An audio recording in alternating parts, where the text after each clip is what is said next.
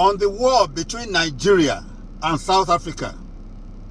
To me, it looks like a war between a giant and a Lilliputian. You see, I believe the South Africans must be taught a lesson, especially a lesson in history. Yes, they have not carefully chosen their fight well. Not with Nigerians. Not with Nigerians. Why did I say they must be taught a lesson?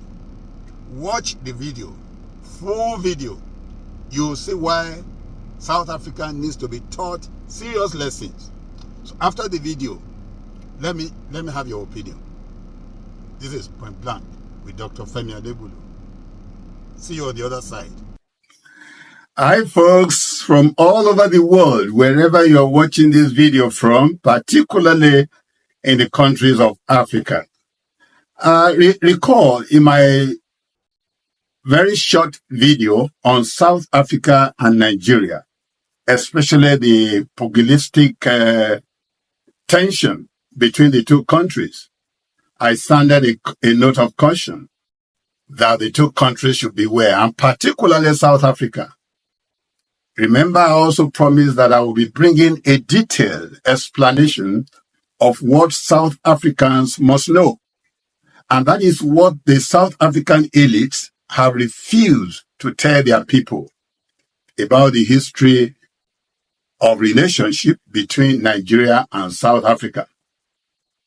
This is what South Africans must not forget, the lesson they must learn. South African political elites who are today reaping the dividend of freedom and democracy owe their youth to tell them history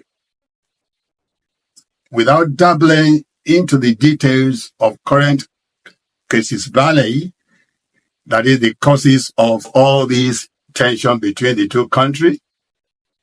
Needless to emphasize that many Nigerians sacrifice their money and jobs. They jeopardize their businesses and career to get South Africa to where it is today.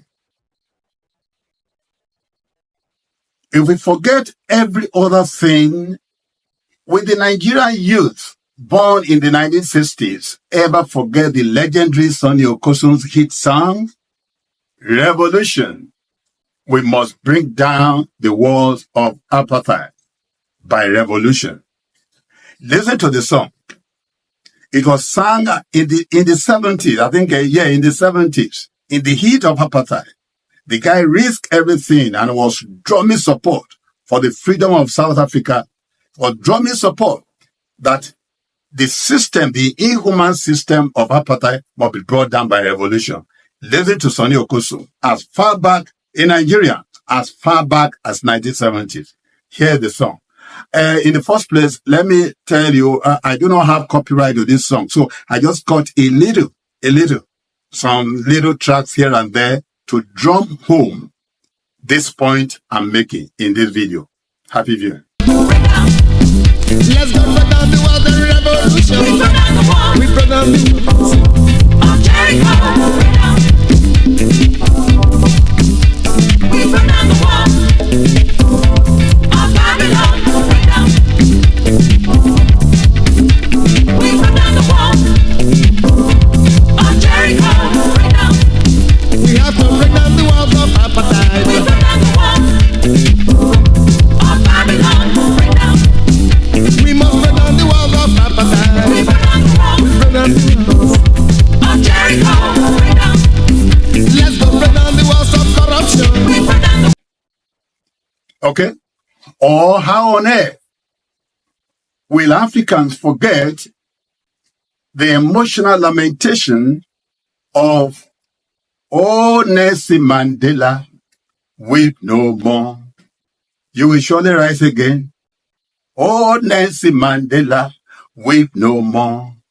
You will surely rise again." Look at the song again.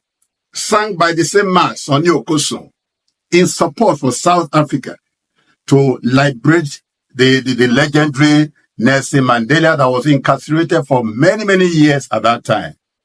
Tell me, This is a Nigerian drumming support to end apartheid and free South Africa. Listen to the song. Again, a very short clip of the song because I don't have a copyright to the song. Listen to it. Weep no more, you will surely rise again. Oh, Nelson Mandela. Weep no more, Weep no more. you will surely rise again. Oh, Nelson Mandela. Weep no more, you will surely rise again. Oh, Nelson Mandela. Weep no more, Weep no more. you will surely rise again. You see what I'm talking about? Okay. It was the same Sonny Okosun who advertised the mayhem in Soweto when he sang the song, Fire in Soweto, burning all my people.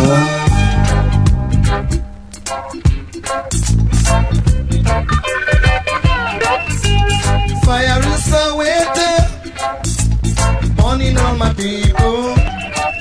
There was fire in Angola, burning all my people. Riot in Mozambique, affecting all my people. Fighting in Namibia, crushing all my people. A shooting in Soweto, hey, a killing all my people. Rebel in Zimbabwe, victimizing all my people. I look at them a burning, my people are crying. I look at them a shooting, my people are dying. I look at them a robbing, my people are sighing. Tell me where you gonna go when the best I go. Tell me where you gonna hide when the best I go. I say where you gonna run when the luck come down. I say what you gonna do when you find out the truth.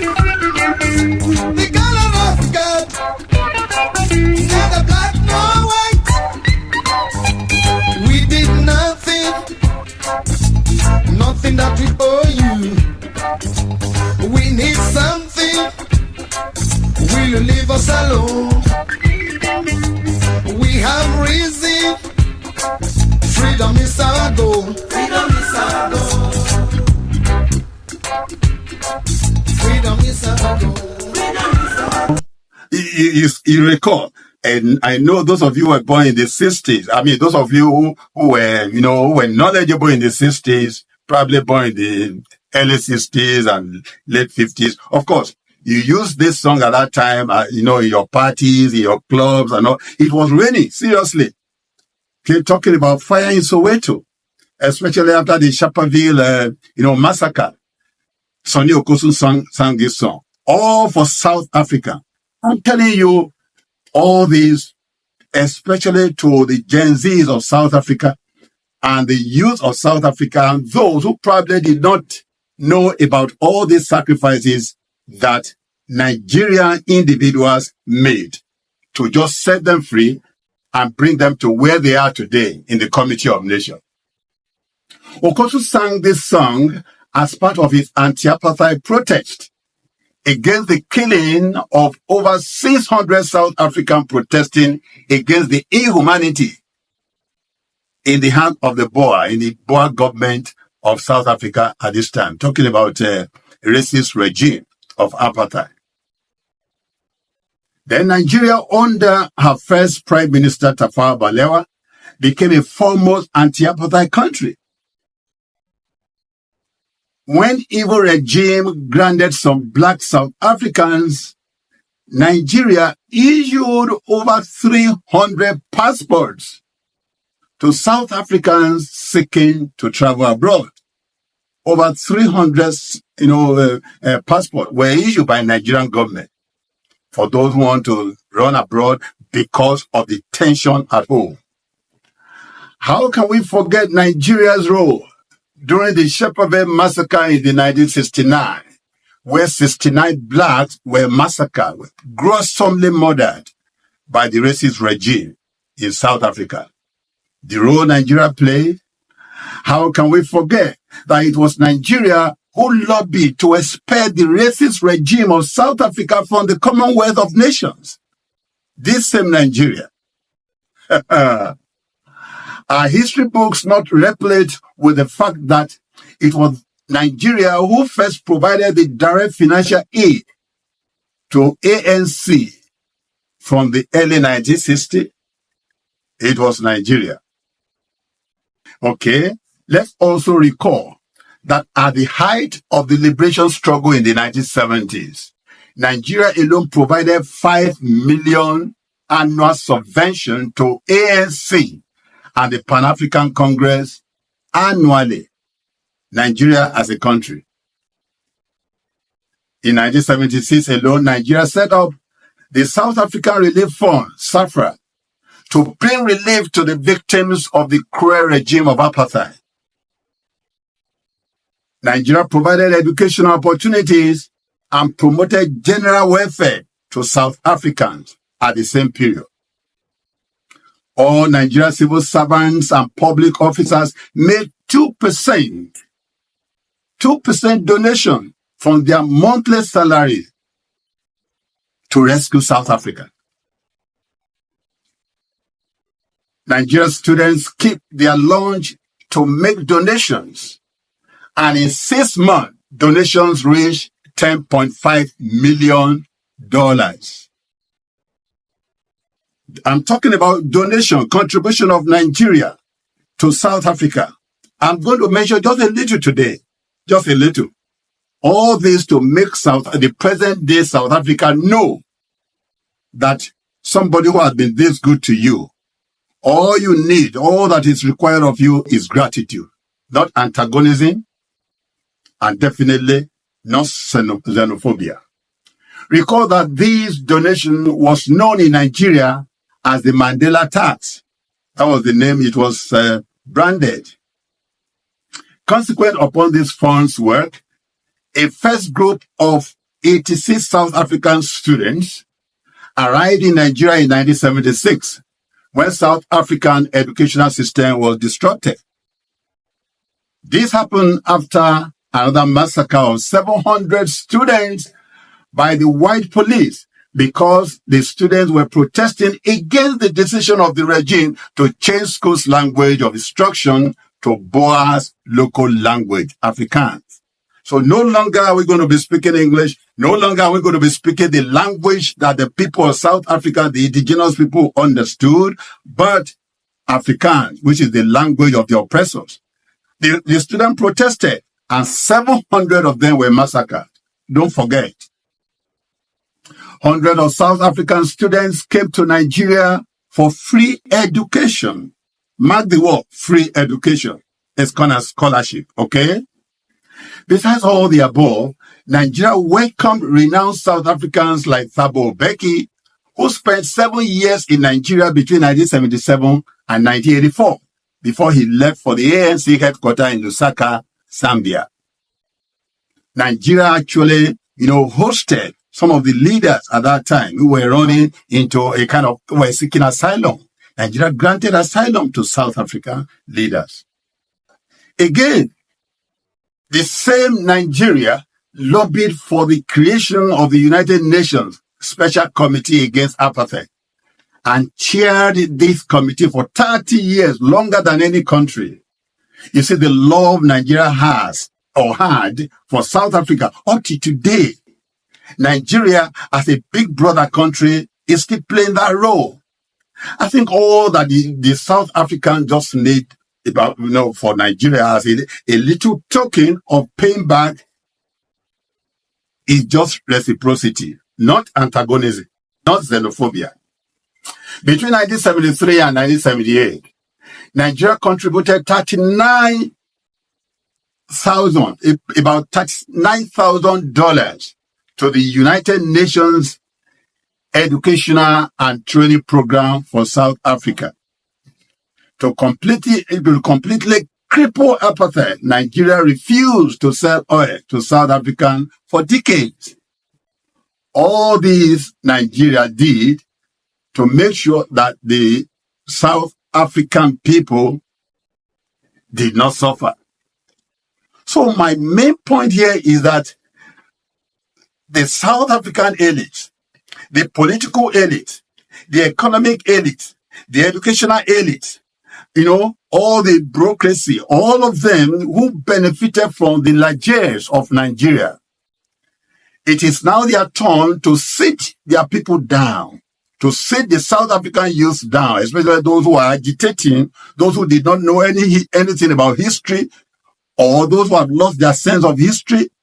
Don't forget, according to Santayana, all you need to repeat history is for you not to learn history. South Africans, you must teach your people history so that this tension will get down. Otherwise, now, Nigeria as a country is not a country you even challenge with pugilism. Now, when we talk about size, when we talk about power, talk about population and everything, no, South Africa, you have to choose your battle right. Choose it well. It's not Nigeria that has done all these things for you that you should face with any xenophobic pugilism. Not at all. Teach your people the lesson of history so that this tension will die down. This is just a tip of the iceberg on what Nigerians did for South Africa during the time of need.